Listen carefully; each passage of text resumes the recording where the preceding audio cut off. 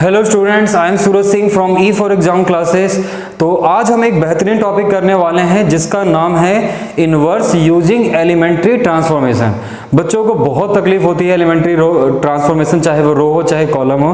तो आज हम इस वीडियो में उसी की बात करेंगे। वीडियो को शुरू से अंत तक जरूर देखें, तभी आपको सही ढंग से समझ आ पाएगा। और आज इसका हम बेस्ट अप्रोच पढ़ेंगे जिसके बाद आप भूलने वाले नहीं हैं, ठीक है। और आपको वीडियो अगर अच्छी लगती है तो आप ज़्यादा से ज़्यादा इसे लाइक, शेयर एंड सब्सक्राइब जरूर करें। अगर कोई इंप्रूवमेंट चाहते हैं तो कमेंट जरूर करें, ठीक है। तो स्टार्ट करते हैं आज हम एलिमेंट्री ट्रांसफॉर्मेशन, ठीक है। हमें इनवर्स फाइंड आउट करना है। हमें क्या फाइंड आउट करना है इसकी मदद से?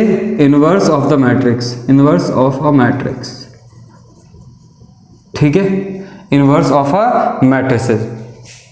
अब एलिमेंट्री ट्रांसफॉर्मेशन जो है वो दो टाइप की होती हैं। एक तो होता है इसमें रो और एक होता है कॉलम, ठीक है। एक होता है रो और एक होता है कॉलम, ठीक है। तो अब देखो रो और कॉलम, जैसे कि अगर एक थोड़ा समझने की कोशिश करें। अगर मैं नंबर बता रहा हूं, समझ लो 2 है और यहां पे इक्वल टू 1 है। मुझे बताओ मैं 2 को किस वैल्यू से मल्टीप्लाई करूं कि 1 आ जाए? तो आप क्या बता रहे होगे?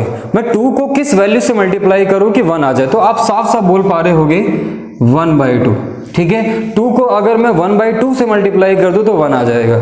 इसी तरीके से मैं बोलता हूं a है, a को मैं किससे मल्टीप्लाई करूं कि 1 आ जाए?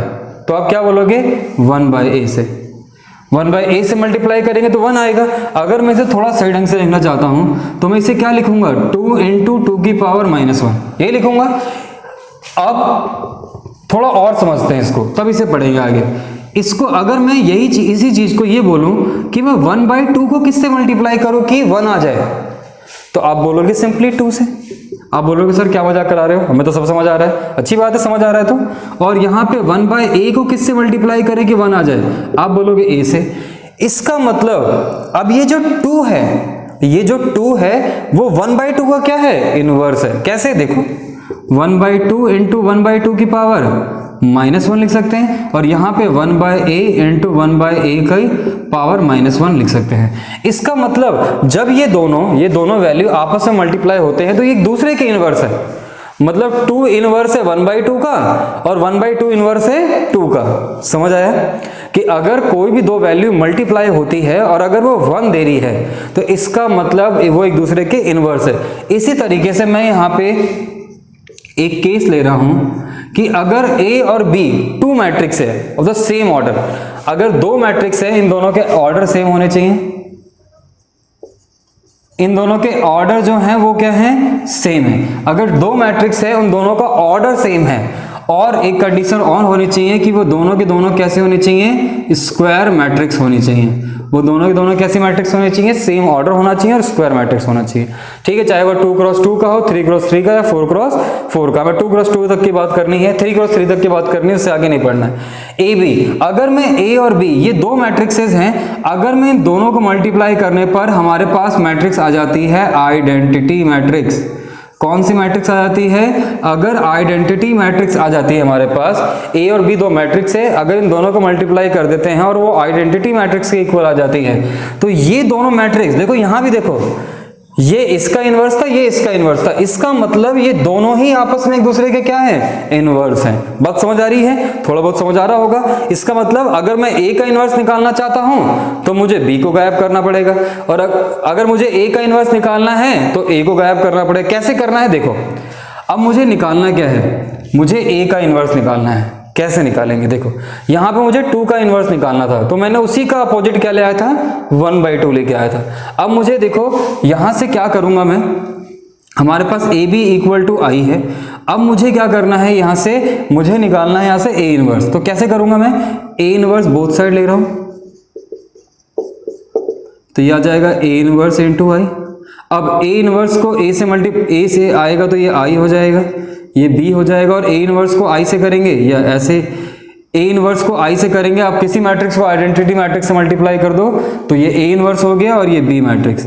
इसका मतलब कि जो भी मैट्रिक्स यहाँ पे मैंने क्या बोला था कि ये प्रूव कर देंगे हम कि ये वाला जो मैट्रिक्स है वो इसका इनवर्स है, और ये हम प्रूव कर पा रहे हैं। तो अब हमें करना क्या है, ये समझ आ गया कि अगर कोई भी आइडेंटिटी मैट्रिक्स है, ठीक है, और अगर हम कोई सा भी ऑपरेशन लगाएं, कुछ ऐसा ऑपरेशन लगाएं जिसके थ्रू ये वाला ए गायब हो जाए और ये वाली जो आइडेंटिटी मैट्रिक्स है वो कहीं ना कहीं क्या बन जाए, ए इनवर्स बन जाए, ठीक है। तो आपको इनवर्स मैट्रिक्स एक और भी देख सकते थे इसमें, अगर मैं बी ए को मल्टीप्लाई करूं आई से, अगर मैं बी ए को मल्टीप्लाई कर रहा हूं आई से, तो करना क्या पड़ेगा मुझे, देखो अब मुझे क्या निकालना है, ए इनवर्स। तो मैं अब ए इनवर्स को लिखूंगा कहाँ, ए इनवर्स को लिखूंगा इधर, और ये आ जाएगा आई ए इनवर्स। तो ये हो जाएगा हमारे पास बी आई और ये हो जाएगा आई ए इनवर्स। तो आप देख सकते हो दोबारा आई गया और ये आ गया ए इनवर्स। तो हमने प्रूव कर लिया कि अगर दो मैट्रिक्स आपस में मल्टीप्लाई हैं और वो आइडेंटिटी के इक्वल आ रहा है तो दोनों एक दूसरे के क्या है, इनवर्स है। तो अब हम क्या करेंगे, हमें ये पता चल चुका है, अब एलिमेंट्री लगाने के लिए हमें क्या लिखना पड़ेगा, क्या हम ए मैट्रिक्स को ऐसे लिख सकते हैं आई ए, या ए मैट्रिक्स को ए आई, ये लिख सकते हैं। या तो हम आई ए लिखेंगे या तो ए आई लिखेंगे, जो हम यहां पे कर रहे थे। हम एक बार ए बी लिख रहे थे इसे और एक बार बी ए लिख रहे हैं, ठीक है। अगर आप मैट्रिक्स को कुछ ऐसे लिख रहे हो, अगर मैट्रिक्स को ए इधर लिख रहे हो तो आप हमेशा इसमें लगाओगे रो ऑपरेशन, ठीक है, इसमें लगाओगे आप रो ऑपरेशन। अगर आप मैट्रिक्स को कुछ इस तरीके से लिख रहे हो तो आप हमेशा यहाँ पे आई पे हमेशा लगाओगे कॉलम ऑपरेशन, ठीक है। आपको ये याद रखना है कि जब आप कॉलम ऑपरेशन लगाओगे तो ए पहले लिखोगे, और जब रो ऑपरेशन लगाओगे तो रो ऑपरेशन लगाओगे तो ए को बाद में लिखोगे, ठीक है। तो आप इसे नोट डाउन कर लें। अब हम करेंगे क्वेश्चंस, ठीक है। तो अब देखते हैं ये फर्स्ट क्वेश्चन एनसीईआरटी 3.4 एक्सरसाइज का फर्स्ट क्वेश्चन है और ये 2x2 मैट्रिक्स है। अब मैंने क्या कहा था, इसका ऑर्डर सेम होना चाहिए, तो अब देखो, और ये स्क्वायर मैट्रिक्स होना चाहिए, तो 2x2 है। हमें क्या करना है, देखो अब यहां पे एक चीज और देख सकते हो, अगर कोई भी मैट्रिक्स अगर मैं आइडेंटिटी के इक्वल मानता हूं, मैंने बताया था ना कि किसी वैल्यू को अगर आपको आइडेंटिटी के इक्वल लाना है तो आपको क्या करना पड़ेगा, उसके इनवर्स से मल्टीप्लाई करना पड़ेगा। तो अगर मैं बोथ साइड ए इनवर्स ले लूं, अगर मैं बोथ साइड ए इनवर्स ले लेता हूं तो होगा क्या, ए इनवर्स इंटू ए, ये आई बन जाएगा, और ए इनवर्स को आई से मल्टीप्लाई करेंगे तो इनवर्स। इसका मतलब जब हम ऑपरेशन लगाएंगे तो ए मैट्रिक्स बन जाएगा हमारा आइडेंटिटी मैट्रिक्स और आइडेंटिटी मैट्रिक्स बन जाएगा हमारा ए इनवर्स। आप इस चीज को याद रखेंगे। अब देखो, जब हम ऑपरेशन लगाते हैं रो ऑपरेशन या कॉलम ऑपरेशन, मैं इसमें लगा रहा हूं रो ऑपरेशन। मैंने कहा था जब आई पहले आए और ए बाद में आए तो क्या लगाना है आपको, रो ऑपरेशन लगाना है। अब मैं इसमें अगर रो ऑपरेशन लगाऊंगा तो ऑपरेशन लगाना क्या है, क्या बेस्ट अप्रोच है इसका। बेस्ट अप्रोच ये है कि आपको हमेशा इस वाले एलिमेंट को, पहले वाले एलिमेंट को 1 करना है। देखो बिल्कुल आपको चलना है आइडेंटिटी मैट्रिक्स की तरह। कई बच्चे कुछ भी कर देते हैं और 1 0 0 में कन्वर्ट 1 0 0 1 में कन्वर्ट कर देते हैं, लेकिन आंसर गलत आता है। सबसे पहला स्टेप आपको इसे 1 करना है। कैसे भी करो 1, आप डिवाइड करके कर सकते हो, ज्यादा अच्छी बात है। उसका जब रो ऑपरेशन लगा रहे हो, अगर आप रो ऑपरेशन लगा रहे हो तो इसे 1 किया तो इसे 0 करना है।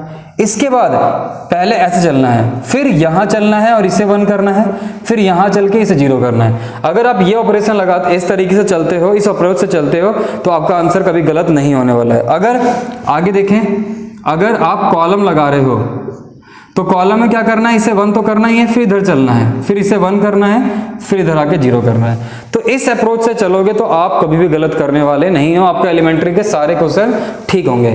तो हम लिखाएंगे यूजिंग रो एलिमेंट्री ऑपरेशन।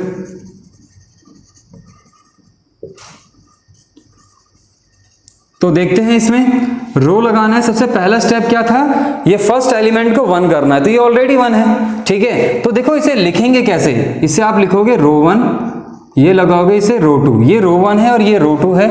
यहां भी ये भी रो 1 है और ये पूरा रो 2 है, ये पूरा रो 1 है और ये पूरा रो 2 है, ये भी पूरा रो 1 है, ये पूरा रो 2 है। देखो अब हमें पहला एलिमेंट तो मिल गया 1, ठीक है, वो 1 मिल गया। अब मुझे इसे जीरो करना है। किसे जीरो करना है? 2 और 3 में से मुझे इसे जीरो करना है। अब इसे जीरो करेंगे कैसे? देखो मैं इसे लिख रहा हूं कुछ इस तरीके से, ये 2 है, ये 3 है, ये रो 2 है।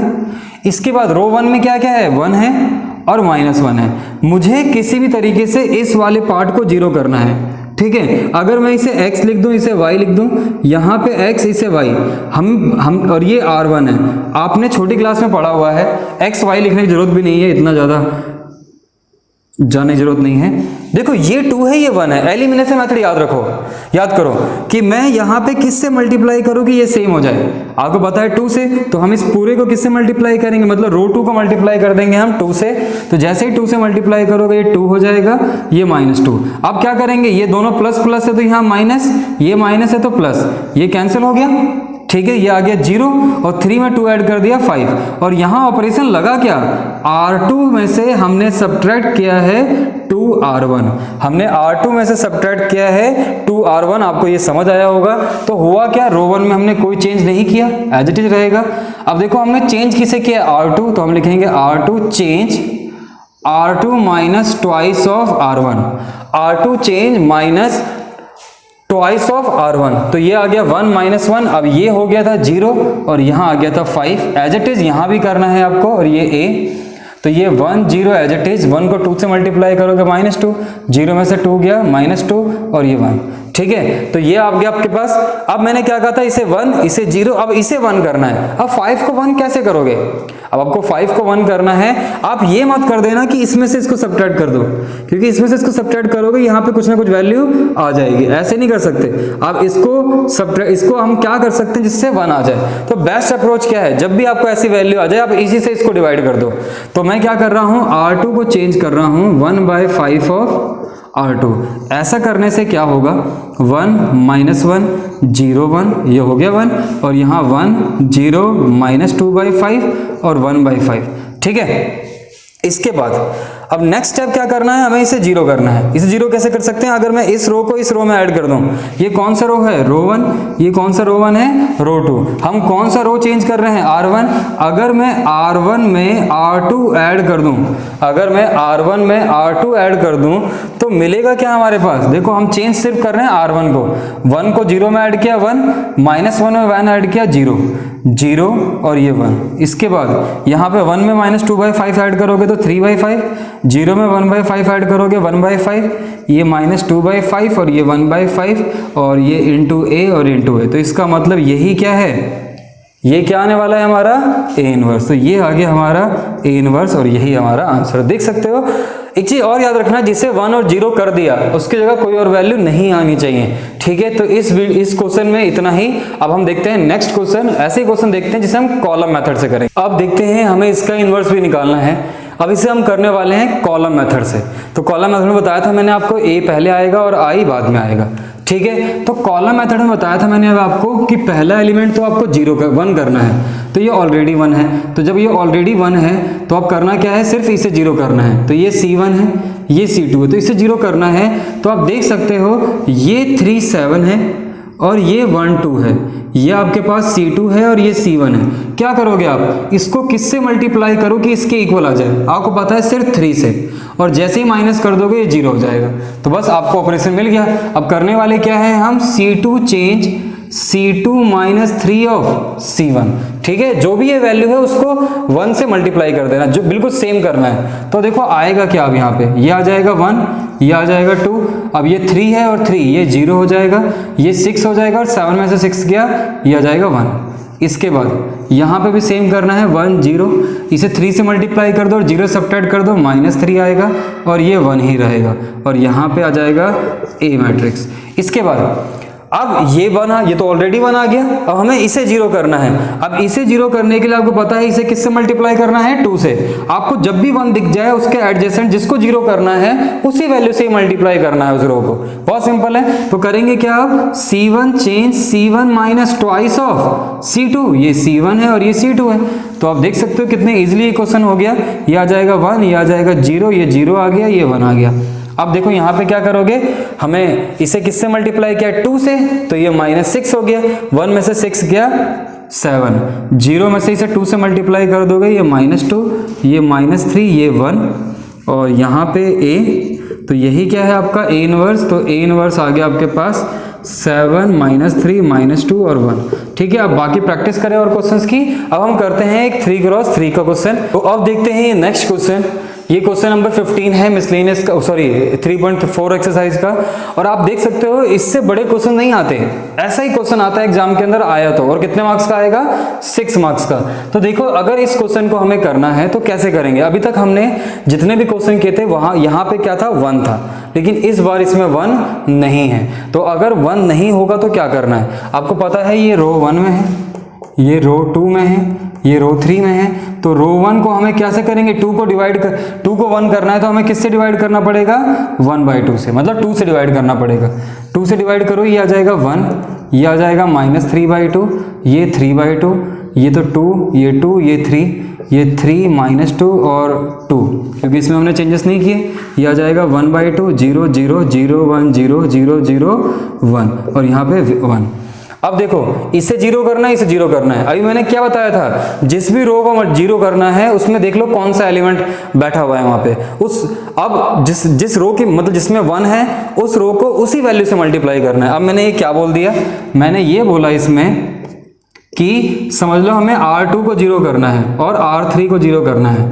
तो हमें ये पता है कि R2 क्या है, 2 है, तो हम R1 को मतलब R2 चेंज करेंगे R2 minus twice of R1। जिस एलिमेंट को आपको 0 करना है उसी वैल्यू से उस R1 को मल्टीप्लाई करना है, जहां पे 1 बैठा है उसी वैल्यू से उसको मल्टीप्लाई कर देना है। इसी तरीके से मैं डायरेक्ट R3 भी लगा सकता हूं इसमें, R3 minus 3 times of R1। क्यों किया मैंने ऐसा 3 क्यों लिखा है यहाँ पे, क्योंकि यहाँ पे 3 था तो 1 जिस भी रो के अंदर 1 है उसको आपको उसी एलिमेंट जिसको 0 करना है उसी एलिमेंट से मल्टीप्लाई करके, अगर माइनस होता तो हम ऐड कर देते और प्लस है तो हम क्या करना पड़ेगा, सब्ट्रैक्ट। जब हमने ये 2 ऑपरेशन लगा दिए एक साथ तो बहुत केयरफुली करना पड़ता है इस क्वेश्चन को, क्योंकि कैलकुलेशन में मिस्टेक होने के चांसेस ज्यादा होते हैं। तो ये 1 माइनस 3/2, ये 3/2 तो एज इट इज रहेगा, 2 में से 1 गया 0। अब 2 में से अब यहां से 2 से मल्टीप्लाई करेंगे इसे, तो ये तो 2 से मल्टीप्लाई होगा तो ये तो हो जाएगा आपके पास, कितना हो जाएगा 2 से मल्टीप्लाई, ये तो -3 हो जाएगा, और 2 में से -3 गया तो ये आ गया 5। इसके बाद यहाँ पे इसे भी 2 से और इसे 3 से करोगे सब्ट्रैक्ट तो ये तो हो जाएगा 0। इस तरीके से ये 3 से ये हो गया 0।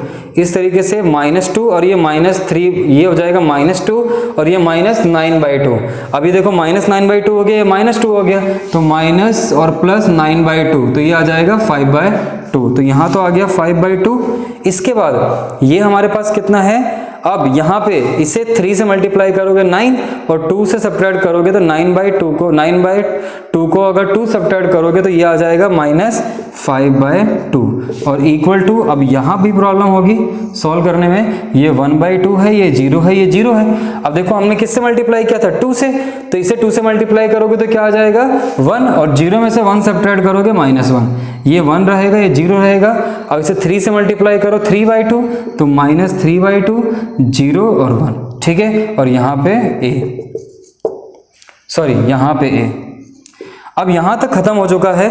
अब देखो हमें करना क्या है, इसे 1 करना है। अब 3x3 में क्या करना है, 1 डायगोनल में 1 जो होता है हमें वहीं जाना होता है। 1 को 1 किया, इसकी मदद से इसके कॉरस्पॉन्डिंग एलिमेंट को 0। अब ये 1 हो जाएगा तो इसके कॉरस्पॉन्डिंग एलिमेंट इन दोनों को भी 0 कर देंगे। फिर ये 1 हो जाएगा तो इसके कॉरस्पॉन्डिंग इन दोनों एलिमेंट को भी क्या कर देंगे हम, 0। अब देखो 5 को 1 करना है तो 5 को 1 कैसे करेंगे हम, अब R2 को चेंज करेंगे 1/5 ऑफ R2। तो यहां पे आ जाएगा 1 -3/2, यह आ जाएगा 3/2, ठीक है, यह आ जाएगा 3/2। हमने कैलकुलेशन सही की थी ना, ठीक है। तो ये आ गया था, इसका हमें इसे 1 करना है तो 0 1 0, ठीक है, और ये आ जाएगा 0 5/2 और -5/2 इक्वल टू, यहाँ आ जाएगा 1/2 0 0 -1/5 1/5 0 और -3/2 0 और 1, ठीक है। थोड़ा टाइम लगता है। और यहाँ पे a, इसके बाद ये 1 हो गया है, अब इसकी मदद से इसको भी 0 करना है, इसको भी 0 करना है, और मैं आपको बता चुका हूं इसको आपको जिस वैल्यू को 0 करना है सेम उसी एलिमेंट से मल्टीप्लाई करके, माइनस है तो ऐड करना है और प्लस है तो सब्ट्रैक्ट करना है। तो यहां से R1 चेंज करेंगे हम, R1 plus 3/2 of R2, same element है लेकिन यहां माइनस था तो मैंने प्लस कर दिया। इसके बाद R3 चेंज करेंगे, -5/2 ऑफ R2, प्लस था तो माइनस कर दिया, और सेम एलिमेंट जो यहाँ पे उसी से हमने जहां 1 है उससे मल्टीप्लाई किया है। तो अब आपको थोड़ा थोड़ा लॉजिक समझ आ रहा होगा, और ये बहुत आसान है अगर आप इस लॉजिक को माइंड में रखते हैं। तो ये आ जाएगा 1 0, अब ये 0 था, 0 को आप 3/2 से मल्टीप्लाई करो, इस पर कोई फर्क नहीं पड़ेगा। ये 0 1, इसमें तो हमने कुछ किया ही नहीं है तो कोई फर्क ही नहीं पड़ेगा यहाँ पे, और यहाँ पे ये भी 0 ये भी 0, और इसको इससे मल्टीप्लाई किया तो ये -5/2 ही रहेगा। ठीक है, इसके बाद यहाँ पे देखते हैं अब क्या होगा। हमें R1 चेंज किया है तो 3/2, इसे 3/2 और 1/2, तो 3/2 और 1/2 और ये 3/2, तो मतलब 3/10। एलसीएम ले लो, तो 5 में से 3 गया तो 2/10 मतलब 1/5 आ जाएगा यहाँ पे। समझ आया कैसे किया हमने? 1/2 में से इसे 3/2 से मल्टीप्लाई करेंगे तो 3/10 हो जाएगा, और जब हम सब्ट्रैक्ट करेंगे क्योंकि ऐड कर रहे हैं तो ये हो जाएगा 2/10 मतलब 1/5। इसी तरीके से अब इसे 3/5 से मल्टीप्लाई 3/2 से मल्टीप्लाई करेंगे तो ये 3/10 आ जाएगा, और 0 में ऐड करेंगे तो ये 3/10 ही रहेगा। इसका इसमें तो कोई फर्क ही नहीं पड़ेगा, तो ये 0 ये 0। इसके बाद इसको किससे मल्टीप्लाई कर रहे हैं? 5/2 से। जैसे ही 5/2 से मल्टीप्लाई करेंगे सिर्फ 1/2 आएगा, तो इसमें से इसको सब्ट्रैक्ट करेंगे तो -1/2, -3/2 है और +1/2 है, तो ये आ जाएगा -2/2, तो ये आ जाएगा -1। ठीक है, बहुत केयरफुली करना पड़ता है। ये 1/5 है और ये 5/2 है, तो -1/2 बचेगा, और 0 में से 1/2 सब्ट्रैक्ट करेंगे तो यहाँ -1/2, और यहाँ तो 1 ही आएगा, और ये -1/5 1/5 और 0। ठीक है, यहाँ तक हो चुका है। अब हमें इसे करना है 1, इसे करना है 1, तो -5/2 को 1 कैसे कर सकते हैं हम क्या करेंगे यहाँ पे, हम R3 को डिवाइड करेंगे -2/5 से, तो R3 मतलब अब ये 1 हो जाएगा। तो अब देखो स्टेप क्या बनेगा हमारे पास, यहाँ पे ये बन जाए, यहाँ A लिखना मत भूलना, यहाँ 1 यहाँ 0 यहाँ 3/2 यहाँ 0 यहाँ 1 यहाँ 0 और यहाँ 0 0 1 आ जाएगा। इसके बाद यहाँ पे 1/5 3/10 0 -1/5 1/5 0 -1 -1/2 और 1।